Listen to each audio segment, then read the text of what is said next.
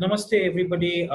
We are back for doing Uttara Phalguni Nakshatra with Achala, and she's going to take us through the Beeja mantra for Uttara Phalguni Nakshatra. So, Namaste, Achala, welcome.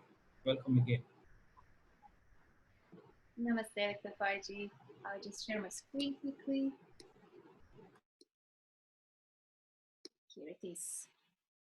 So still we are in the heart chakra, in the center of love, desires, the element of fire. And the next nakshatra here is going to be Uttara Phalguni, which has the mantra Cham. Just one beach mantra. So chant it in the beginning.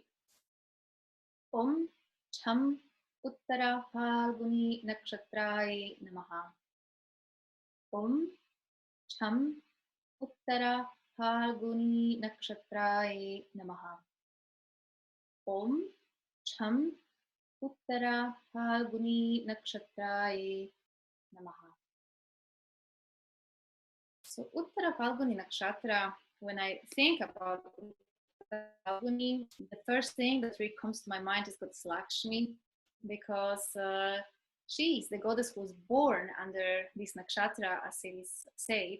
But it's also very beautiful how you were saying, Dr. Paiji, in previous video about Purva Phalguni, that like Purva Phalguni is preparation for wedding, and Uttara Phalguni is really the wedding itself. It's really the goddess Lakshmi herself. And it's somehow also very beautiful for me that a little part of Uttara Phalguni is in Leo, a little part is in Virgo. So it's all about like having these resources like beauty, fulfilling our desires, but also putting them into some order. So not just having them flying all around like Purva Phalguni, it's more like hyper-optimistic, and it's very, very, very optimistic and excited about everything. Uttara Phalguni, on the other hand, is like more grounded, I would say. Even we will see it by the padas of this nakshatra, that it's really, really much more grounded nakshatra. And as we were saying already before, also when we're talking about Punarvasu, is that Punarvasu and Uttara Phalguni are those two who are right between throat chakras and Ajna chakras in zodiac itself. So Punarvasu, as we're saying, is this Bhudevi on one side, and on the other side is Lakshmi. So both of them have much to do with material world, with material wealth also, but also spiritual wealth. Because ultimately, Goddess Lakshmi herself, she's not about just material wealth as we sometimes mistakenly think about her. Because ultimately, she's always at the feet of Vishnu. She always wants to serve. She always wants to help others also. And I think it's also very somehow in connection with Uttara Phalguni's energy, because it's also like a star of patronage, it states sometimes. So it's like giving protection to people, like giving some relief to them as well. This is more how I feel Lakshmi herself also.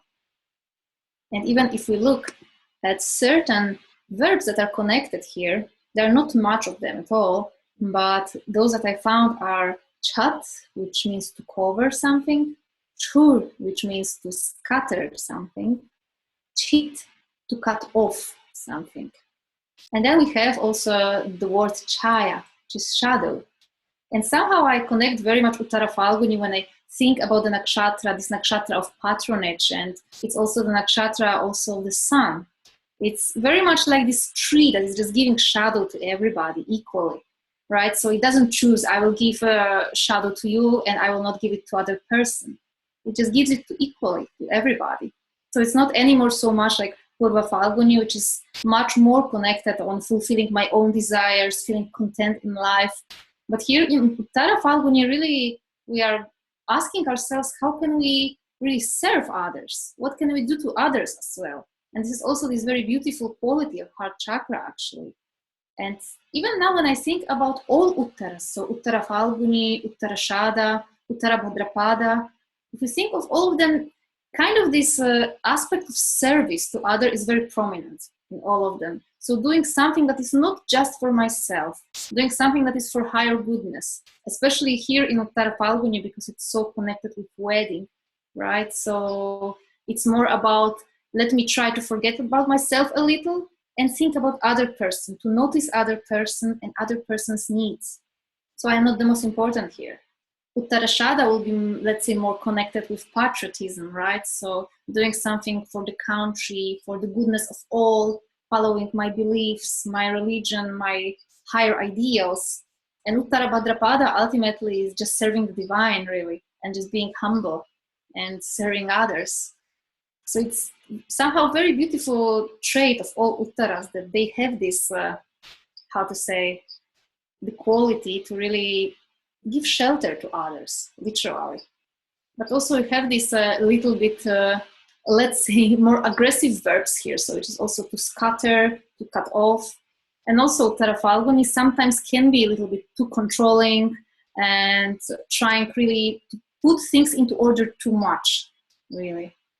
And this is what I think that why I think that Uttara Phalguni is kind of very interesting place, because it has huge potential really to serve others unconditionally on one hand, and to do it very effectively also because it's Sun Nakshatra. But on the other hand, it can really become too controlling, and control is like complete opposite of heart chakra really, because heart and love is just to let it flow, to not stay too attached. And Uttara Phalguni literally is I will give you shelter, I will help you, but let's make bondage, right? So let's make some sort of agreement at the same time. So this, I would say that it's kind of challenging part of Uttara Phalguni itself. And if we look at the padas here, again, we'll see that padas are all about second chakra and first chakra, Svadhisthana and Muladhara. And I think that this is also why the trait of this Uttara Phalguni is so much about trying to bind things and trying to let's make things real, right? Let's make this relationship stable. This is also from which may come from this quality of controlling. And on another hand, we see also that Ajna chakra is here particularly strong. And again, Ajna actually literally means to control, to give orders. And ideally, it's about the soul, the God, the supreme soul, giving the orders to our lower chakras. But if we identify ourselves falsely with ahamkara, with the ego, then it actually ends up with us giving the orders to others very often. So this is like, in my opinion, one of the biggest things that must be balanced with Uttara Phalguni Nakshatra, whichever role it really takes in our horoscope. This is how I feel it. This is very, very fascinating, Achalaji, because you mentioned about the role of Ajna Chakra. It's very, very powerful. And the Ajna Chakra, I feel, is a center for both these endocrine glands, which is pituitary and pineal glands, which actually controls most part of the other glands that we have. Okay, it's the pituitary and the pineal which actually has the control over all the other glands, the endocrine glands. And if there is imbalances in this chakra, then as you mentioned, that these people could become a little bit hypocritical, or they can also be very challenging in nature or demanding in nature, because they try to impose their viewpoints onto somebody else. But the good thing about this is, if the imbalance is not there, there is a possibility they can ground themselves very well. And see, one of the good things about the Uttara Nakshatras, all the Uttara Nakshatras are supposed to be Sthira Nakshatras. Sthira means fixed. So many of these Uttara Nakshatras are all fixed. When you say fixed, most of the results what you get from them are kind of predestined or predetermined. So even the fruits of the tree, which you call as Phalguni, or the merit of our past life karmas, are already seeded in the Muladhara and Swadhisthana chakras for us in this nakshatra, Uttara Phalguni Nakshatra. And the only chakra which I feel is missing is the Manipura, which is your solar plexus. So which is very surprising for me, because only one part of one pada of Uttara Phalguni falls in Leo, but the rest of the padas don't fall. They fall in Virgo. So all these things are very, very key. And one more thing, what we were discussing the other day, um, we have a group of nakshatra researchers. We did a video that will soon be coming on KRS channel. Is we say that this nakshatra is very strong connection with Nandi. Nandi is the the vehicle or the mount of Shiva, and he is also one of the chief of the Ganas, Shiv Ganas. Okay, and because this nakshatra is connected to the male cow or the bull, the animal totem is the bull, and Uttara Bhadrapada is the female cow. Mm. So they're right opposite. You can see the axis where you have the bull, the male cow, and the female cow are forming in an axis. And when you look at the other axis, see this axis we're talking about, both this axis actually is all about Lakshmi. Because some scholars also believe Uttara Bhadrapada also has connection with the Lakshmi, and Uttara Phalguni also has connection with the Lakshmi. So she is Thira, but Lakshmi is also called as Chanchal. Chanchal means she's fickle-minded. She will stay wherever she is respected. If she's not respected in some place, then she will just walk away. So that, as though to say that with her, she takes a lot of prosperity, happiness, joy, fulfillment, all of that with her. And when you look at the other axis, which is very, very important, is you have Ardra and you have Mula. And both of them are signified by the male dog and the female dog. So you can see this axis, which is very, very beautiful, is on one side you have the male dog and the female dog, and another axis between Uttara Phalguni and Uttara Bhadrapada is the male cow and the female cow. Wow. So you can see that this forms a channel for these nakshatras. So, and these lunar mansions are, I would really, really say to everybody, if you really need to know about Jyotish, the way it has been described in the Vedas, then you cannot miss nakshatras, because nakshatras is the primary system of our Vedas. The Vedanga Jyotish that you talk about is all from, which commence from the nakshatras, the 27 divisions of the zodiac. So Achalaji, this is brilliant. I can't thank you enough for coming and doing this series with us. I am very, very grateful. And also on behalf of all the viewers, I can see the viewers are also loving this series. And this is something, people should practice, and people have been asking, oh, should I do the mantras even if I do not have a planet there? Yes, because Yes. we need to get the energies of all the nakshatras. Because for Yes. a holistic living, now, people have asked me, oh, I have more sattvic nakshatras, so that means it is good. I say, no, it is not good. You need to have a balance of all three elements or panchatatvas. When you have a balance of rajas, tamas, and sattva, that's when you become completely fulfilled. If you have one element which is much stronger, it doesn't mean that too much of sattva means it's good for you. Because And it's very true, like, because actually, if we have too much of sattva or rajas or tamas, whatever, we get too much attached to that also, and exactly, we identify with self. And even actually in Bhagavad Gita, Krishna says that there's sattva, rajas, and tamas, but it's not for us to become sattvic. We are supposed to actually rise even above sattva itself. yes, And how can we do that if we are attached to one of them? Really, one of them.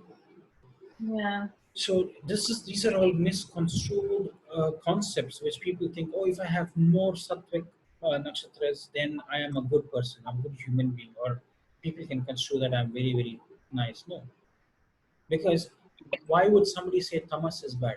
I would say we all need tamas. If not for tamas, I don't think we'll be rejuvenating our body. The 8 hours that we sleep, if I have to divide the day into three parts, I would say 8 hours is tamas, 8 hours is rajas, 8 hours is sattva. So 8 hours that you sleep, when your body is still, that's when your tamas is activated, and that is very much required. That is rest. When the body is completely rested, it's tamas. You're not doing any action, but still your body is rejuvenating. It develops the immunity system. So do you say tamas is bad? Resting is bad? We need tamas. Rajas, you go to a workplace, you do your work. So rajas is very important. Actions are important. Decision Yes. making is important in your life. Rajas is important.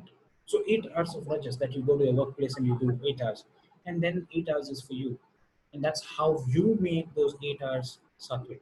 By either you can spend more time chanting names of Lord Shri Krishna or any deity that you want, meditating, go walking, go help people, do charitable work, do voluntary service. That is sattva. You're adding more value to your system. And I believe you need to have all of these three systems if you really want to be a wholesome human being.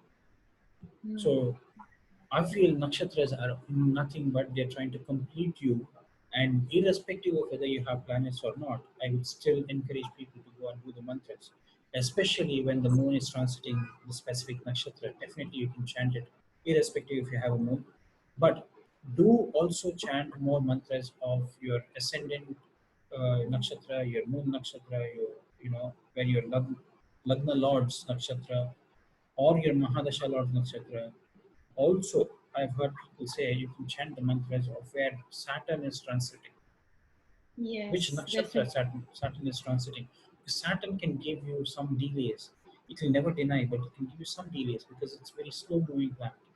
So, chanting the nakshatra mantras where Saturn is transiting, that will help you to really overcome some of the effects of that nakshatra. So if you know the qualities, attributes of the nakshatra, maybe Saturn is blocking those attributes to some extent. You are trying to release those.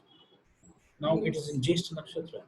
So decision making, taking a prominent decision or taking a quick decision might be stalled because Jyeshtha is all about supremacy, domineering. It's Indra, the the the government. So they might be stalling some things. We need to speed it up so we can chant mantras of where Saturn is transiting. Anyway, so astrology, there are so many things we can go on talking about this. This is a very, very fascinating subject. Every time I keep telling, whenever you come, I learn so much, and I want to discuss this with uh, all the viewers. But thank you very much for your time.